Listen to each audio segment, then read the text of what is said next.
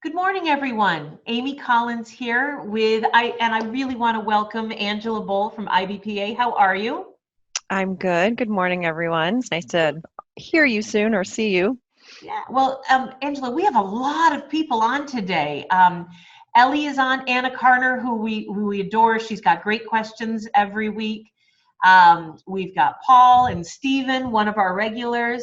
Tara, it's good to see you. I'm glad you're here, as well as Wendy, always great, and Vicky Sportelli, one of my author pals.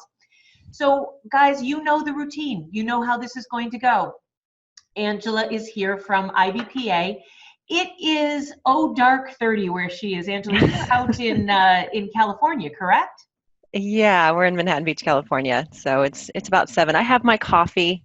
I'm still in my kitchen. I haven't made it out of my house yet, but yeah, it's definitely a little early. Absolutely. And thank you for those of you who are welcoming me back. I did have a long couple of weeks. I spent for 6 weeks up in Vermont with my mom, and I am very glad to be back. And I really want to thank Carrie Barnum for doing a terrific job with Free Advice Friday while I was out. So, guys, I need some questions from you. Carrie did such a great job emptying out the question bin, and we only have 2 questions that were emailed in this week, both of which I'm going to ask for Anna. But Stephen actually has jumped right in. So, Angela, if you don't mind, I'd like to I'm just going to put you right on the spot. I'm ready. Stephen is asking, based on your experience and everything that you've learned through IBPA, do you have a particular perspective or advice on how to go about getting reviews for a book? And I'm going to be very specific. At this point, with all the changes that have been happening in the industry, let's leave aside reader reviews for now. That's not what I'm talking about. But if an author who is starting their own publishing enterprise or has published their own book or is published under a small press that they've owned, let me ask you, because that's what IBPA is all about. Mm-hmm. It's about teaching authors and people how to become publishers, correct? We do a lot of that. It's not our sole mission, but yeah, we do work with tons of people who want to be author publishers. Absolutely. Well, what is your sole mission? I mean, your other missions. Well, we would see it as broader than that. We serve independent publishers generally. So author publishers make up 30% of our membership. The rest is independent presses that are working with many, many authors, and some as large as Sourcebooks and Learner and Llewellyn, publishers of that size as well. So we work programs on that side of the coin, and then we also have lots of programs on the author publisher side too. We think the playing field should be level for all independent publishers, regardless of your business model or if you're publishing your own work or someone else's work. So yeah, we work with a lot of different animals. I love that. And actually, you just actually repeated one of the lines from my mission statement about leveling the playing field. I Yeah, believe that yeah. if you properly publish a book, it doesn't matter the size. So It with shouldn't. that in mind, the independent press aspect, do you have Yeah. any advice for Stephen on how to get professional higher level reviews? Do you have any advice about Yeah, buying sure. reviews versus getting them? Sure. And I'll be very pragmatic, I think. I have personal opinions about, what's right and what's wrong, if you will. But I think, well, particularly when it comes to author publishers, a lot of this is going to be about purchasing the paid review services, simply because these programs like Kirkus or Publishers Weekly, for example, which are two of the larger trade review places you could go to. The other ones we recommend, by the way, would be Library Journal and School Library Journal and Forward Reviews. I always kind of like lay out those top 5 trade review outlets for people to think about. But again, many of them will require that you pay if you're an author publisher. We rally against that. We don't think that's right, but there it is. And if you do pay, we've seen the reviews that come through the paid services. They will give you a review that's usable, and it can help you. I mean, I think, Amy, you've probably had many open conversations and Q&As and stuff where you talked about the difference between trade reviews and consumer reviews and reader reviews, and it And paid all are reviews and and non-paid reviews. and The paid and difference between non-paid. a Yeah. Kirkus review and a Kirkus Discoveries review. Yeah. Yeah, so there's going to be some differences. My pragmatic sense is like, you're not going to beat the machine right now and get into a program that's just not open yet.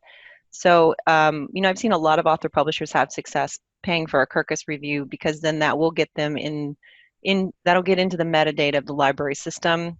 Librarians will see it, and it'll make them look a little bit, well, it'll make them look more legit, right? Like, let's just say, call spades a spade. The librarians are trying to see that these books have been vetted by sources that they know and trust. Kirkus is obviously one of them, Publishers Weekly as well, all the others that I mentioned. So my advice on how to go about doing it is to figure out which outlets you think would give you the clout that you want or that you're looking to get, and then if it's only paid for you, moving that into your marketing budget. I mean, it's hard with author publishers. I know all the money that gets spent is typically non-essential. It's discretionary. It's not like people put it aside, so you're spending out of pocket, but deciding which ones are important and putting that in your marketing budget for your book would be a recommendation. Well, that's very helpful. Thank you. And Stephen, I'm going to get back to your other questions. What I like to do, Angela, is I like to hop around and kind of give I answer. So these questions are not going to have any real thematic flow. They're all about publishing. Yeah. Well, some of them. We've got someone right now who's got a couple questions about your thoughts on what's happening in the world. Okay, another big swig of coffee. Make sure you get that done.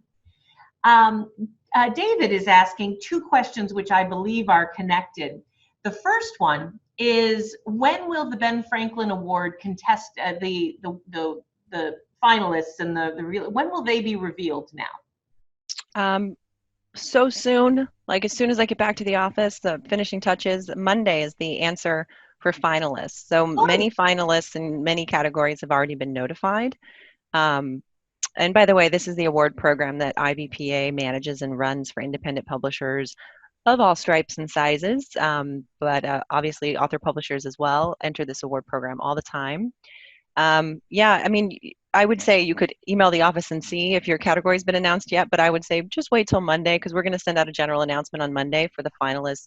And then we were going to announce the winners on April 3rd in an award ceremony here in Redondo Beach, but we have had to cancel the in-person award ceremony for obvious reasons that have become obvious to all. So we won't have an in-person ceremony to announce the winners, but we have some really fun brainstorming going on about how we can put together some online programs to recognize and honor the gold winners of the program, which would be around sometime in April. We'll be able to still do that.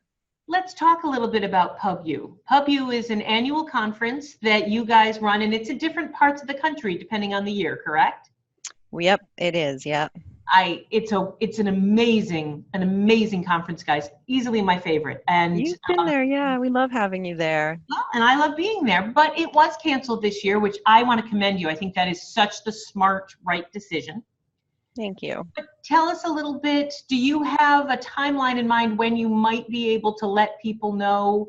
I'm not expecting it today, but I'm assuming, because you have so many wonderful online options, if somebody wanted to, if there was a particular session that they were interested in, is there a place they can go on your site to sign up for online classes or to hear some of these or similar sessions online? We definitely have something we call Publishing University Online, which we've always had. It's essentially webinars. Our marketing director, Lee Wind, runs them, and he does it in a really casual and I think interesting way, so that the folks online can interact with the speakers as much as possible in an online setting, which isn't always the easiest thing to do. So that's always been there, and you can go on our website and register. We're working on the last 6 months of the year for Publishing University Online, and I think what will end up happening, although I can't make any promises yet as we're working and unraveling things, but I think many of these sessions will end up fitting into that program. So they'll end up going into the last 6 months of this year's online programming for us, because there were so many great sessions. We were meant to have a keynote by James Daunt, who was the new CEO of Barnes & Noble, which, I don't know, I'm a book geek. I was super excited about that. I'm really, really interested to hear what Barnes & Noble is going to do. And I'm particularly interested in all the noise that I hear coming out of Barnes & Noble related to their localism aspect and how they're going to really empower their local booksellers to sell on the ground what their community is interested in. And that will mean more independently published books from my perspective, or at least it should mean that. if they're doing their job right, and bringing in authors from the community into the local stores. So, I just really want to hear him. And he said he would do a live stream or something. So we might get that up and running, because that would be a big thing for every IBPA member to log into. So I hope that answers your question. We have a board meeting on, I think, March 20th, which is next Friday, and we'll kind of walk through all the different opportunities. And then we promised everyone we would let them know by the 23rd what we would do, but you'll probably hear from me next week because I can't help myself, right? Like, as soon as I know something, I'm like, let's tell everybody about it, or let's make sure everybody knows. So there'll probably be some notes that come out next week. I want to be really clear. I'm going to look you guys right in the camera and tell you the honest to God truth, because you know how mean I can be, but here's the deal. I belong to a number of organizations I love, some I like.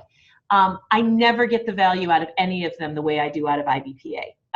Angela, I just want to tell you, I mean, I'm not, I know Free Advice Friday at 7 a.m. You're probably not up watching us every week, but the rest of us will tell you I am a horrible human being who is so mean. I am so mean, but I am telling you the truth. IBPA guys, if you are not a member, I need you to stop watching Free Advice Friday right now. I want you to go to ibpa-online.org, correct? That's the one, yeah. Thank you. I appreciate that. And become a member. I get more value out of what I learn from them. So much of what I share with you, I learn from Angela and her team and Lee and everyone there.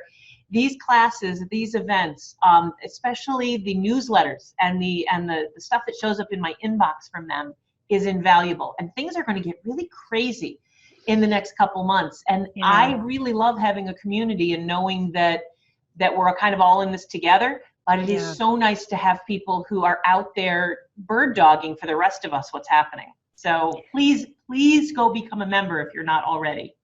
Yeah, well, thank you. I so appreciate that. I want to put one thing on the end of it, which people might not know or think to do. I think people get shy, and that is that we would obviously encourage that, but we also encourage calling the office. So we don't really know what you're doing right now, like if you're really leaning into reviews or you want to know what's happening, in the world related to bookstores and indie, it's an invitation to call the office and talk to one of us, because we can go into what's happening on Capitol Hill with copyright issues. Like we can go as deep or as broad as you'd like, but we won't know unless you call and tell us what you're working on and what you're interested in. See, this is why I love them, because if you guys called me, I don't even answer the phone. Yeah. I have to tell you, my phone sits right here. The ringer's not even on. And here Angela is telling you that if you have copyright questions, just call the office. All right, guys, I want you to go to the chat box. In the chat box, I have dropped the IBPA-online.org. Thank you, Pat, for that suggestion. I've dropped the URL in. I know she said to call, but sign up for membership first, then call. Yeah, the membership's not expensive. I think mine is less than $200 a year. It's amazing. It's an amazing, fabulous deal. All right, more questions? Can we hit you up? Ready. You talked about how in this day and age, to be pragmatic, you may need to pay for a review.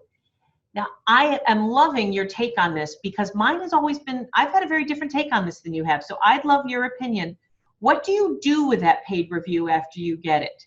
Pat's asking if Amazon will post it. Pat, I'll tell you right now, if you go into authorcentral.com, log in and go to your editorial review section pick your book, go into edit, go to editorial review, and you can cut and paste the Kirkus Discoveries or the Clarion review there. And you make sure that you give it the full, its full name. It's Kirkus Discoveries. Make sure that you give it, you follow the rules. But of course you can post it on Amazon. Amazon won't post it for you, but you can. And that's where I'd put that. But besides that, Angela, how would you use a review if you got one like that? Yeah. And by the way, I love that you say that you have a different point of view on that. I think every one of these points of view are interesting to talk about and discuss. And so yes, you put it, think about this as you want to put it any place where you think a trade buyer as opposed to a consumer would be, right? So I guess I might even switch up my recommendation a little bit and say that I think trade reviews like this are important if you're interested in reaching the trade markets. And by that, I mean bookstores and libraries and people who are in the profession, right? Not consumers like people that are going to do the reader reviews on Amazon. All of that is very important for reaching consumers. But if you want to get into bookstores or maybe get a distributor, and you're really trying to prove to the trade that you are a vetted and entity, if you will, then that's why these would be helpful to you. So you do want to move them into what everyone uses the word metadata. So you do want to move them into your metadata so that wherever your book gets pushed onto the internet, this qualified review goes with it. I think qualified might be a nice word to use, right? These are qualified entities that are saying this book is good. So you want to get it into your metadata, definitely get it up on all of the sale pages so that people can see it. And one thing we talk about with these trade reviews as well is whether or not they're quote unquote syndicated, right? So one of the benefits of getting a review from Kirkus, or Forward Reviews does this too, and I really want to put in props. We're an organization that has focused on indie publishers for the duration of its time and will always do so. So if you're not familiar with what Forward does, I would check them out. They're a strong partner for indie publishers. They are. But they're great, and also just you like working with wonderful people, so they're good people too. And their editors are amazing. Yeah, they're really good. So bring them on. I mean, you may have already had Forward on here as an answer Q&A time, but they'd be good to answer all the review questions. That's a good idea. I'm writing that down. That'd be great. Keep going. Yeah. So syndication, we talk about that too. That means that these are companies that will not only give you the review, but they'll move that review into the systems that these trade people use, right? Like, I mean, it'll just be word salad right now, I think, but there's software and databases. EBSCO is one that libraries use. And if you get a Forward review, they will make sure that review shows up in EBSCO. So when a library goes into their search database to order a book, one of the first things they do is say, oh, this looks interesting. Who's vetted it for me? And then they look and they try to find that review or see if there's any reviews. And if there's no reviews, it doesn't mean they're not going to buy it. But if there is a review, it can be helpful. Mm-hmm. But getting into the trade isn't the be-all and end-all for author publishers. It's not always everybody's, wish and interest and desire. Or so it could be a lot of money spent. Their finances. They can't afford returns. They can't afford it. Or you don't have distribution, and so you can't do it anyway, regardless of all the wonderful accolades that are, heaped upon your book. So there are a lot of different contingencies on this kind of wheel, and you got to, kind of piece it all together. So I guess the first question to ask is, how interested in the trade market are you, and how set up are you to fulfill orders there if you're interested?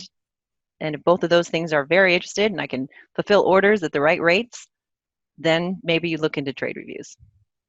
All right. Long answer. It's a great answer. Let's see. Guys, I see a lot of you dropping questions into the chat box, and I'm trying to keep the chat and the question box open. But if for some reason I'm not asking your question of Angela, it may be because I missed it in the chat box.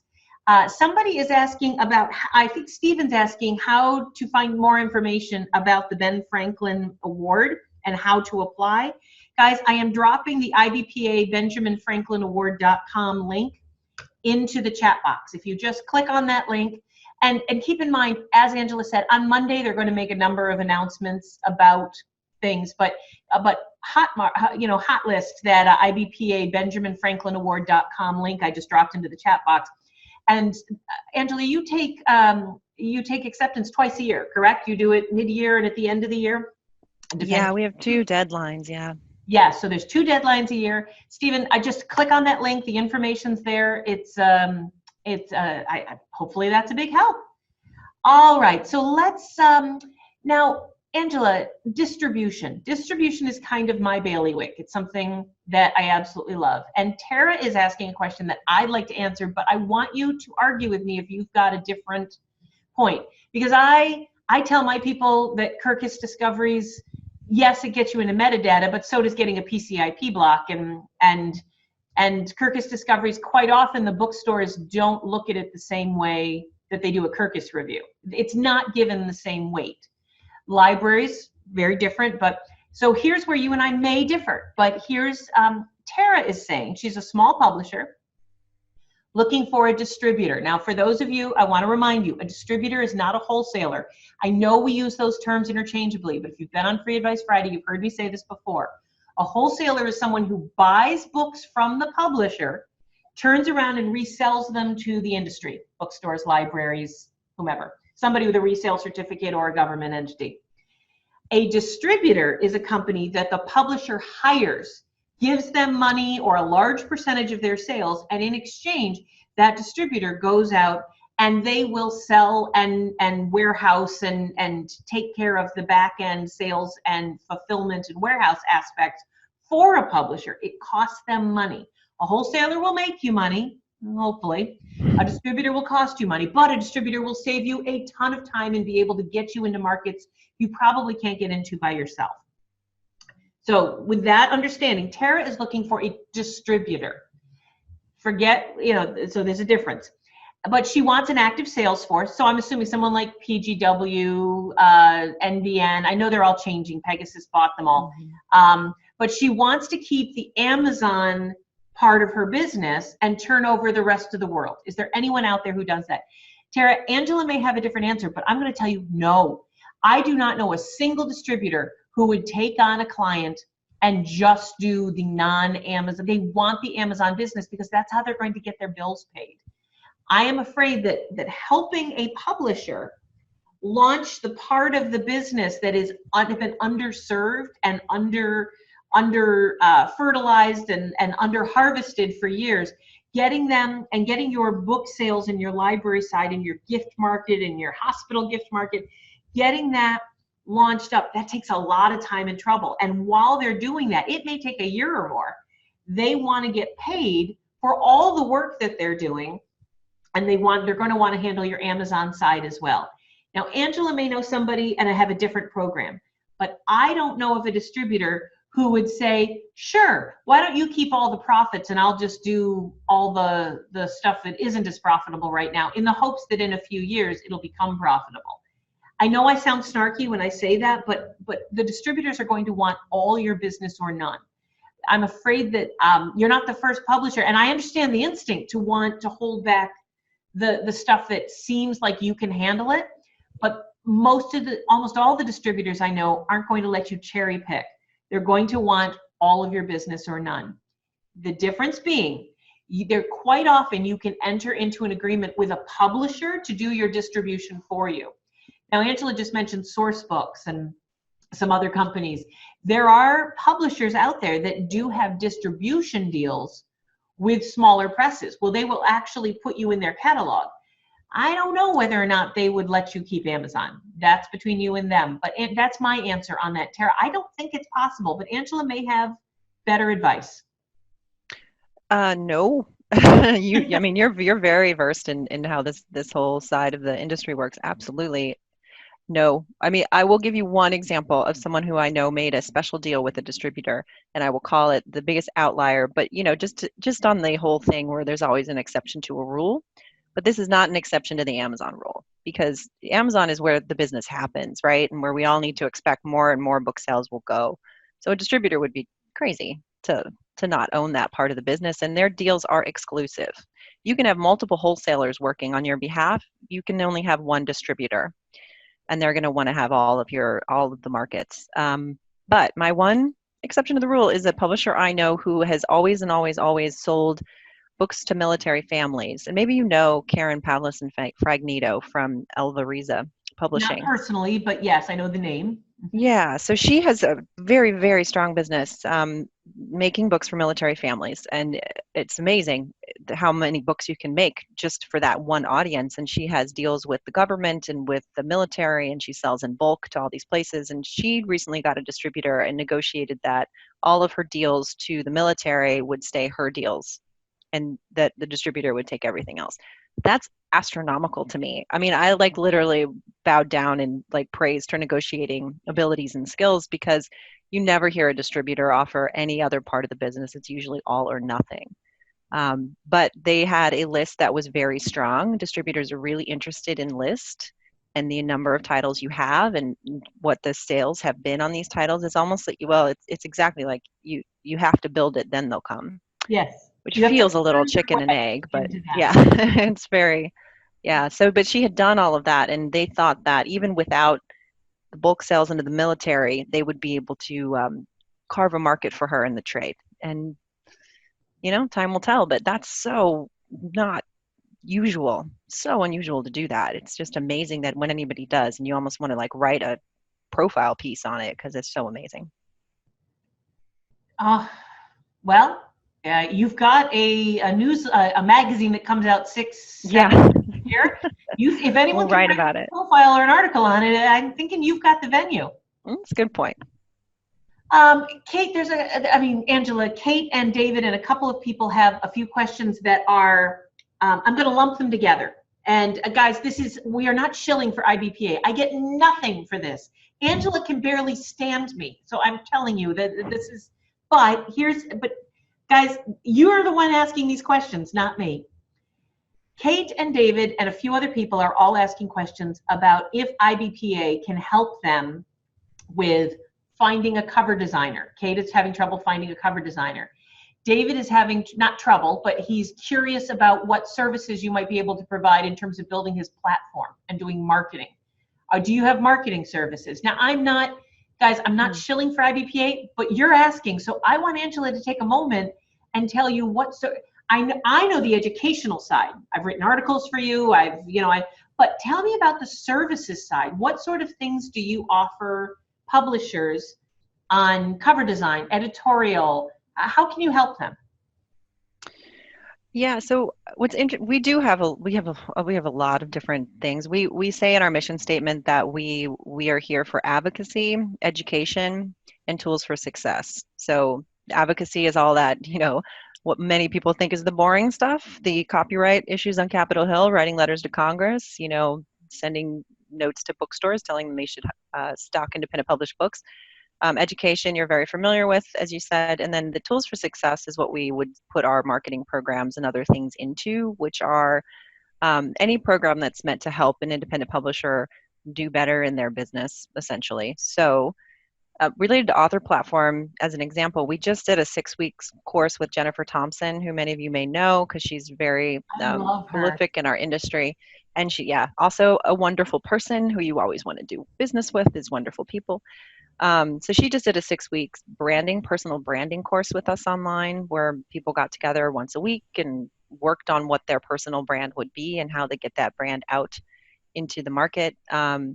We have a lot of webinars on author platform as well, just to help people try to understand how to develop it. We've got what we call cooperative marketing programs to reach the trade part of our industry. And I'll say that to offer you something I think is not a weakness, but an opportunity for IBPA. And it is that we don't have a lot of programs currently that reach consumers in our marketing, toolbox. We have a lot of programs that go to libraries, that go to bookstores, that could help you with distribution.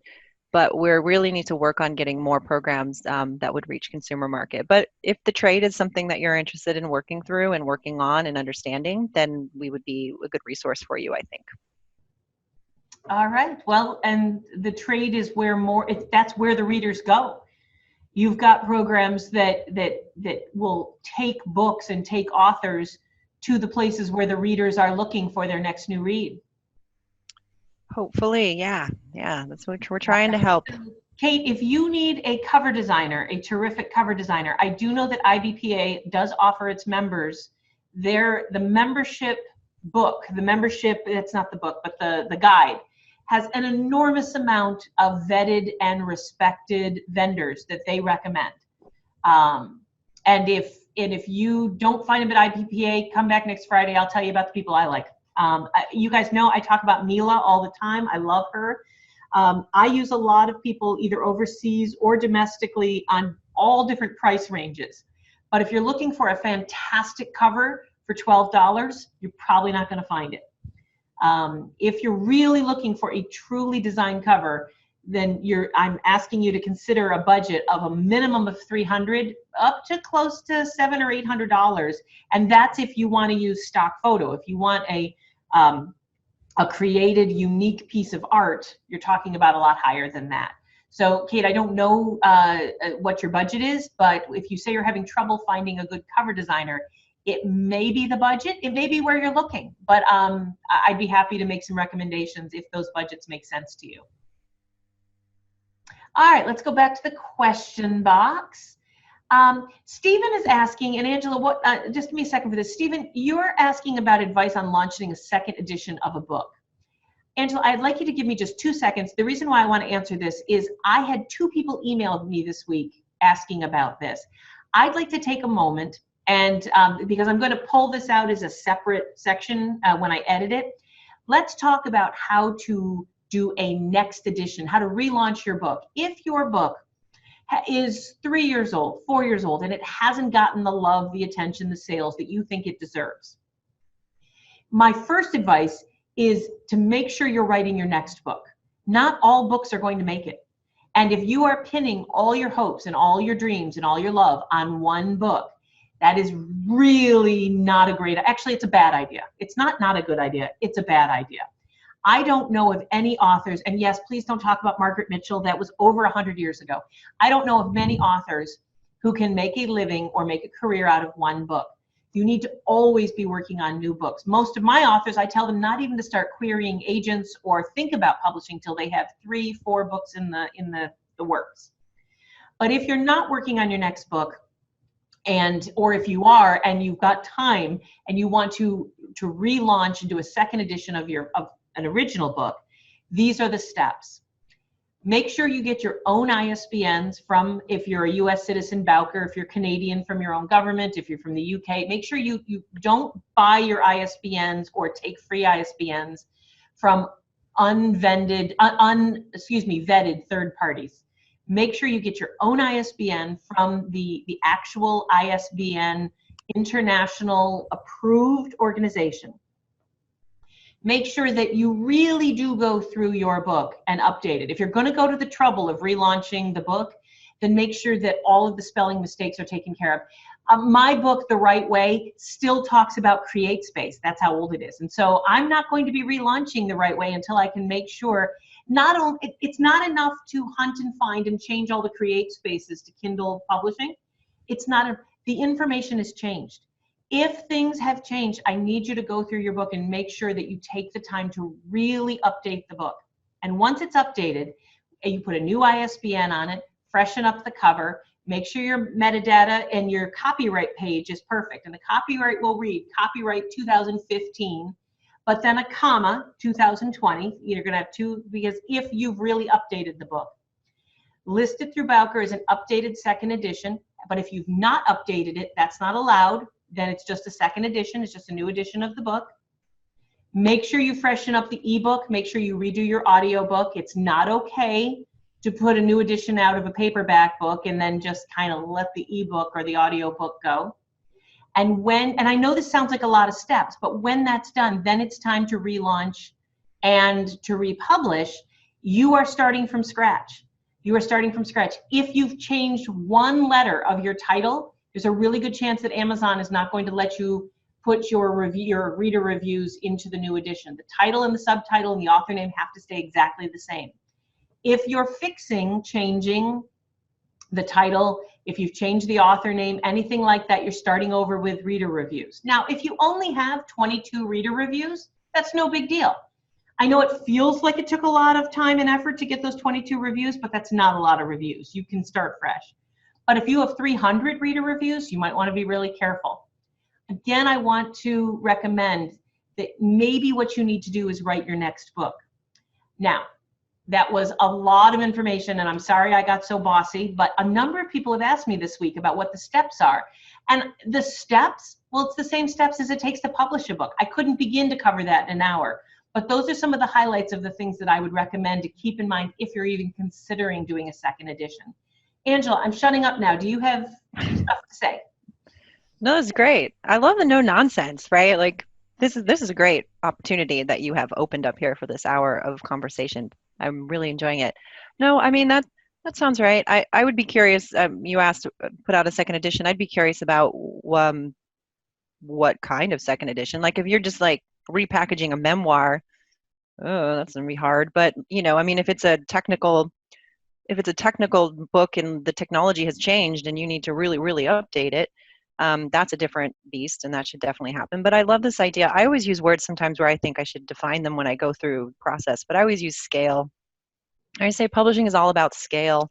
And to be successful in selling books, you have to reach a certain scale. And that, all I mean by that is more books, more words, more content.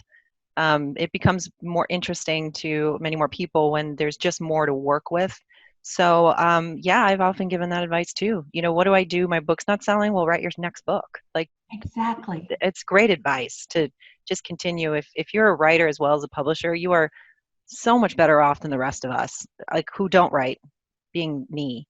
You know, I don't write and you do. So theoretically you do, or some of you do. So you have this power to just continue to create more content and see what's going to work and package new things. So yeah, let's get creative. Let's make more content. Why not? It's not like there's not a million books published every year. Let's Guys, make more. sometimes the truth is, sometimes it's not that your book didn't get a fair shake. Sometimes the truth is it did. It got its fair shake and it didn't work. Yeah. It's time to get your next book going. But in some cases, in some cases, you spent $11 on a cover, or you did it yourself, and there was and you didn't know anything about reviews, and you didn't know how to launch a book properly. And so giving a novel, let's say, a second good try, where now that you've learned so much and you want to do it, use the air quotes, right, you want to do it correctly, okay, I am behind you on that. If you really messed it, or not messed it up, but yeah, messed it up the first time, and you now after a year have gone, ooh, there's so much I could have done differently, sure, give it one more college try, but then it's time to move on. Yeah, I like it. Carolyn is asking two questions that are kind of connected. She wants to know about Amazon specifically. She wants to know if using the reviews, those ones that we talked about with Author Central for your book, can she put the same reviews in the paperback and the ebook? Yes, edition. You don't have to worry about that, Carolyn. Eventually, within a week or so, it takes a week to 10 days, Amazon will duplicate all the content from your ebook to your paperback and vice versa, eventually. Now that's the reader reviews. The editorial reviews, yes, you should put, each book is separate, and you should absolutely put all of your reviews in the paperback version, if you've got an audio version through ACX, if you've got an ebook version, the Kindle with KDP, yes, go for it. And Carolyn's asking about setting an ebook price to a 0 to give away free books on your launch date to help with Amazon algorithm. No, Carolyn, I'm all for giving away free books, but not on your launch date. Oh, no. I was so nervous about what you were going to say right there, and I'm so happy you said no. I'm a little adamant. I get a little, but please go. No. We both want each other to just talk through it. They hear me every week. It's all you, babe. Well, I think you also said that you're all for $0 your ebook. I'd love to hear eventually. Yeah, and I'd like to hear a little bit more about that, because I'd like to learn more about the philosophies behind that, the business model. You know, how does that work for people? You know, why do you do that? I just feel like there's so much undervaluing that happens on, particularly in author-published books, and I suppose it depends on what you're doing it for. So I want to take a tiny bit of a step back. I can't make an assumption that everybody's in this to make a ton of money. That's why I would probably do it, but that's me. Some people might be in this just because they have a mission and a message that they want to get out to as many people as possible. So the fact that downloads will matter to them, I think reading the book matters to me more than a download of the book. And someone is definitely more likely to read it if they paid for it, because it's something they wanted. I just feel like we undervalue the content that we're creating a lot by $0ing it, and we need to be in the business of publishing, and it's not free. Mm-hmm. These things, consumers don't expect them to be free. They don't expect to get their books for free. Not readers, not real readers. And those who do, they're not our kind of customers anyway. They're not going to read it. I mean, there's so much we need to still understand about what happens with a $0 downloaded. I know there's a lot of programs where people can just stockpile a lot of digital content into their e-reader, and my completely verified, no statistics to back my claim here, is that those books don't get read. They might, the couple chapters might get kind of pulled through, but they just sit as like this digital library that doesn't really get messed with much. So I don't know, somebody buys it, that's because they want it. That's what I want. I want somebody to pay me for my work. And yeah. This is my take on the free book thing. And I'm perfectly okay with disagreeing with you, because I'm not okay with it because you scare me a little, but I'm going to do it anyway. I'm going to do it anyway. Here's my take on it. I am not a huge fan of Kindle Select, where you have given Amazon for 90 days exclusivity to your ebook. Not a fan. I don't think it's a great idea. I do not know of any situation so far, where I have said to my authors or my clients, yes, you should do that. I think you should always make your book available to all readers across, and you should not get in bed with just one company. Because of that, you do not have an opportunity in most cases to make your book free on Amazon, because they only allow that option for certain for people who have agreed to go exclusive. So that takes most of my authors right out of the running there. But the occasional situation is this, when I think a 99-cent ebook or a free ebook makes sense, and it's this. If there's a woman named Jen Stark, love her, worked with her last summer. She has 9 books in a series, and she had a 10th one coming out. She's got tons of readers, but she wants more. Now, if you are in a particular fiction genre, it is very, very hard to break out and to get readers to even know you exist, especially if you're writing about werewolves or time travel or things that are even nichier than just general romance or thriller mysteries or political thrillers. If the nichier you get, then the more rabid and faithful the readers are, and they may not know you exist. You are a relative, I mean, there's thousands of authors coming out with werewolf books every year. And if you want to get in front of them, then you need to advertise. You need to buy keywords. You need to get in front of them. But then if you've advertised and your ebook is $7.99 and they don't know you, then in most cases, they'll probably download a sample to see if you're any good. But what if they don't? I find occasionally running a short ad campaign where you offer the first book either for free in exchange for an email address on your website, because that's got value, or offering a 99-cent program through Amazon or barnesandnoble.com and giving your book away for a short period of time, the first book in a series, so that then they trust you and then you've got a whole bunch of new readers. But you can't just lower the price to $1.99, 99 cents free. You have to do a serious orchestrated ad campaign around it, so that people, and with reviews where you say, best book I ever read about how Queen Victoria was actually a vampire. Use a lot of keywords for people who are really into Tudor fiction, or I know Queen Victoria wasn't a Tudor, but anyway, you don't just drop the price. There's a whole program that has to happen, one that I can't go into in less than an hour here. There's steps. That's why Angela and I get to make a living, telling you how to do those steps. But Angela, that's how I would argue. I do not disagree with you at all. I think we might be saying the same thing in a little bit of a different way, because I don't think anything you said there was devaluing the content by making it cheaper. I think everything you said there was about marketing strategy and business model. And that makes total sense to me. If you're building in this, it's not, I guess what I typically hear is, I'm just going to drop it to $0, or I'm going to drop it to 99 cents. And you're like, why? Like, why? Just for what reason? And there's no particular reason, except I heard somebody else was doing it, or I heard I could just get a lot of downloads. And from my perspective, I mean, I guess I do want to lean into that a little bit. From my perspective, a lot of downloads is not that interesting to me if it's not moving the dial on. I mean, this example, amazing, 8 other books that you want to sell. They love that book. They're going to buy the next 8. Like, what is the strategy? How are you using this as a way to value your content as opposed to devalue your content? I thought that was great. I mean, it's really, really helpful that you're here to offer all that advice. I think that I think that makes a lot of sense. So we're not even, I don't think we're disagreeing too badly on that one.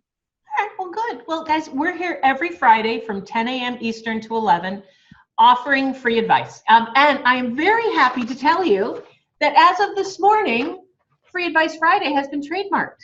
I now have the trademark. I'm very excited. I just got the notification that that actually went through. So apparently we're going to keep doing this for a while because I got to pay off how much money it cost me to trademark that lovely phrase. But Free Advice Friday is here every week to answer your questions. And I am so grateful to Angela. Angela, we have a ton more questions. Do you have a few more minutes to spend with us, or do you need to go? No, it's not even 8 a.m. I don't have to be to the office. We're good. All right. Kristen and Stephen are both asking about how to get tips on how to get into a wholesaler and then a distributor. I'm going to tell you that you get into a wholesaler the way you get into any. You prove that you will make them money. I mean, that's the short version. If you want to go to Brodart and Midwest book distributor for libraries, Bookazine, some of the more niche wholesalers out there, the smaller ones, America West, as I said, Bookazine, they don't have the room to take the millions of books that come out every year. They're only going to take the ones that can make them money. Show them you can make them money. Show them what your sales have been online. Tell them about the marketing you're going to be doing to their customers, to libraries, to bookstores. Angela, thoughts on how to impress a wholesaler? It depends on your inventory strategy, I suppose. I think you're absolutely right that if what you intend to do is print books first, like offset print your books and have books, physical inventory that needs to be stored before it can be shipped, then you need to make a case to a wholesaler because space is money. Same for bookstores. Space on a bookstore shelf is money. Space in a wholesaler's warehouse is money. But the other way is obviously, and everyone on this call is going to be familiar, is print on demand. So if you wanted to, I wish we had more options, but Ingram Spark is really the one for author publishers. If you wanted to get into the wholesale infrastructure, but you didn't, no one will take on your book to stock on a shelf because space is money and you're not proven yet, then you can put your book through POD and it can go through the wholesale market that way. You could do, and you probably have, and you probably will, an entire couple hours on just discussing what wholesale means for a book. I mean, what POD will mean for your wholesale book. Well, the prices are higher, and IBPA has blogs on it, has articles on it, has webinars on it. But I also want to mention to you guys, if you go to newshelves.com/blog and I have articles, you can go to, the difference, what is a wholesaler versus a distributor. And if you go to youtube.com/Amy Collins, I have a whole series of videos that walk you through with a PowerPoint presentation. It's called POD Math, how POD works, what POD is all about, how much you can expect to make, how the math works versus, and if you've got a 4-color children's book or a cookbook, print on demand is probably not a great option for you. But if you've written a memoir, it probably is. It can be, and there will be drawbacks, and it depends on the kind of book, and there's so many different caveats.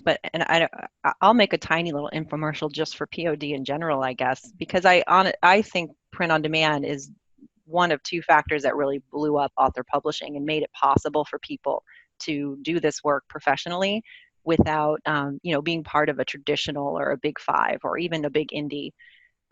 It's one of the things we have at our disposal to level the playing field. It's just an opportunity. It's not the strongest yet, and there are drawbacks and things that will make it a little bit difficult to work in that space, but as a stepping stone to get into things, it's a very powerful stepping stone, I think.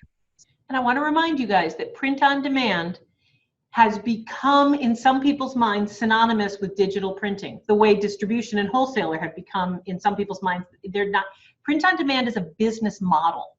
Nobody owns print on demand. It's a business model that uses digital printing in combination with a wholesale outlet to get into the marketplace. Amazon uses print on demand, which is digital printing, in conjunction with their retail outlet to get to the readers.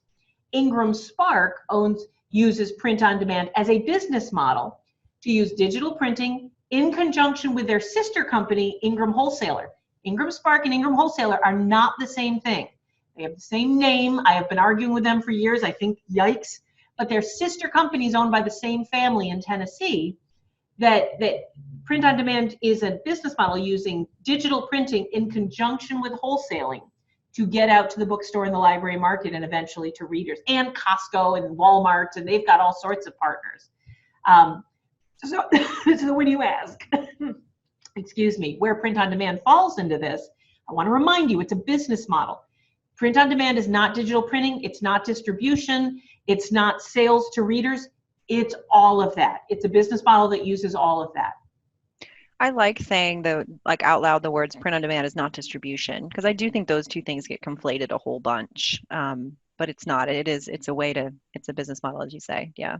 Yeah, it's print on demand. It's printing. Yeah. It's how are you printing your book? And I was at a manufacturer's meeting. I like to go to I like to learn a lot. So I went to a book manufacturers institute meeting, and a bunch of book manufacturers, which is essentially printers, talking about their business. And it was so interesting to me that the focus of this day-long meeting for a lot of them was print on demand. And in a lot of ways, it was talking to traditional publishers about the value of this, and a lot of traditional publishers talking about the value, not necessarily perhaps for their front list that they're going to want to offset and put a lot out into the market, work through the returns process, but for backlist and for keeping things evergreen and available. I think it used to be the thing that author publishers did, and now it's just a thing that the industry does. It's a business model that can work for lots of different books and in their life cycle. So yeah, that's my pitch for whatever it's worth. I don't know. I love it. We've got a few more minutes before the top of the hour, and we have over 20 questions left. So I'm just going to take a moment. And Angela, I know it looks like I was listening to what you were saying. I was nodding and smiling, but the truth is I was reading future questions to see which ones and which ones we should. So there's a couple of questions here that all have the same sort of theme that I'm going to toss out. And it's the idea of access to people. JJ, Caroline, we've got some different questions. Somebody is saying, hey, it used to be easy to get a hold of someone at CreateSpace, but KDP doesn't take phone calls. Somebody else is saying, hey, when I was with Lightning Source is also a print-on-demand company owned by the Ingram family in Laverne, Tennessee. And Lightning Source actually powers Ingram Spark. Ingram Spark is not a subset. It's a company that is powered by Lightning Source. Lightning Source is the engine. Ingram Spark is the interface. And Ingram Spark was designed specifically for authors who want to self-publish, truly self-publish, not hire someone to do it for them. And people are saying, well, I used to be able to get a hold of people, and I can't now. And I'm hearing that about Amazon. I'm hearing it about KDP. I'm hearing it about Ingram. It's true, guys. You cannot get a hold of people on the phone the way you used to. And I am sorry, but the world is changing. I also can't get a hold of people on Telegraph. I can't fax people the way I used to. There's very few people I can send a fax to now. And at first it was upsetting, but I'm so sorry. I'm going to look you right in the camera and say, I know you want to get on the phone and you want to get a hold of someone to talk to them. You can't. You just can't. And it's going to get worse. The business industry and the world is moving away from one-on-one telephone calls, and you're going to have to wait 3 or 4 days for people to get back to you with an email. I am so sorry. It's not my fault. It's not my idea, but it's how it has to be. And we all need to come up with ways to handle that, and we need to create a business plan that means that no one's going to walk us through it. Ingram Spark's not going to tell you why your cover got rejected. You're going to have to read through their tutorials. We're all about do it yourself now. Angela, thoughts about how the industry is moving away from service-based and more into, hey, use us or don't, you're on your own.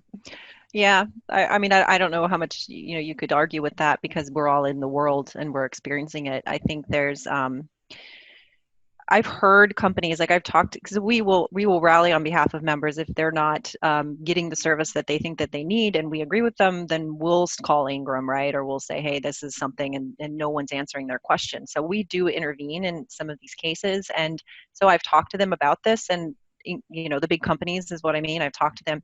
This is a complete business model. Like, it's absolutely what they intend to do. And they've made an effort to move away from phone banks and into online ticketing. And it is the way it works. There's just too much to deal with. You almost, oh, this is going to be bad, but you almost don't blame them. Like, you're almost like, because for every one person that's in this and really, really crushing it and being super professional and understands how to interact professionally, there's like two others that are just cramming the system with a bunch of stuff that's irrelevant and isn't going to work. And so they're kind of trying to separate a little bit of the wheat from the chaff, and they're doing a lot. I mean, I mentioned that statistic we all talk about, 1 million books published every year. Well, 500 to 600,000 of those are author publisher books, and many of those are coming through these platforms.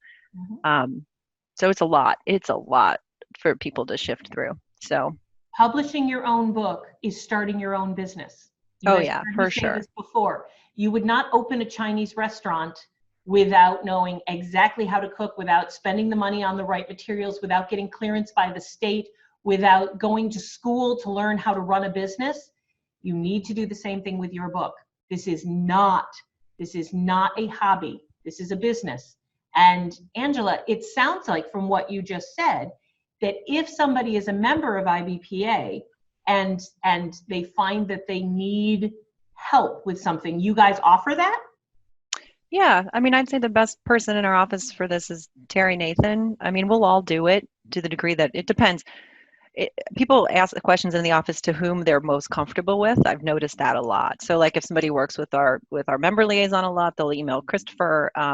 But Terry Nathan has been in our industry for 30 years. He's our COO, and he knows everybody. He just he calls them up and he asks what's going on or what's happening here. And I will be honest and say sometimes it is the members' error, or it is their misunderstanding of what's happening. And then therefore we go back and we say, it wasn't set up properly. This needs to happen. That needs to happen. But we can't, go in and solve the fact that a cover is terrible, like those kinds of things, or, it wasn't in the right specifications, or the bleed wasn't correct in how it works. So it printed inappropriately. Like those things, you just mentioned that it's a business. You need to set it up professionally. But we can try to help on the high cases if we also believe it's an issue. All right, guys, we have 19 more questions to ask, but we got to go. It's been a lovely hour, but I'm here to tell you, Caroline, Pat, Lene, I am I'm copying your questions right now into a Word document. We'll answer some of them next week. I will be here at 10 a.m. Eastern. Angela will be sound asleep. David, for those of you who are asking, Angela likes dark roast. She's not a big Starbucks fan, apparently. She's got it all at home. They're asking what kind of coffee you like. Oh, yeah, definitely. I had asked her the same thing this morning. I really want to I'm telling you guys, go right now to that link. I'm going to put it in the chat box again. IBPA /online.org. I want you to go and become a member. This organization is the best use of my education, advocacy, tools, money that I spend. It's my favorite way to spend money every year. So go do this. Become a member. Don't call Terry Nathan about your cover. Come back here next at 10 a.m. We'll work it out. We'll figure out what's happening together. And Angela, Terry's gonna kill me, isn't he? He's not. No. Do not call Terry Nathan about your cover. I am telling you guys. And Angela did not mean that. But you can go to IBPA with your questions. They're a wonderful organization. And Angela, you're a wonderful person. Thank you for getting up so early. Thanks, guys. This was fun. You're doing a service. Congratulations, trademarking it. Yeah, I mean, I'd love to actually listen into a couple more of these. So I might get up early and join you in the chats. You don't have to. They're all on they're all on amysadvice.com, or you can go to youtube.com/Amy Collins and watch all of these. We also break them down into little, we do one episode a week where we break out just one key question. This week it'll be about second edition. And so guys, go to youtube.com/Amy Collins, go to amysadvice.com. We are relaunching the website next week, so give me a week. But all of our old, for the last 2 years, all of our episodes are up there to watch. Very good. Very good. We're It's here every great. It's nice being Friday. with you guys. We'll see you next week. Angela, thank you, and have a wonderful week. All right. Thank you, guys. Bye-bye.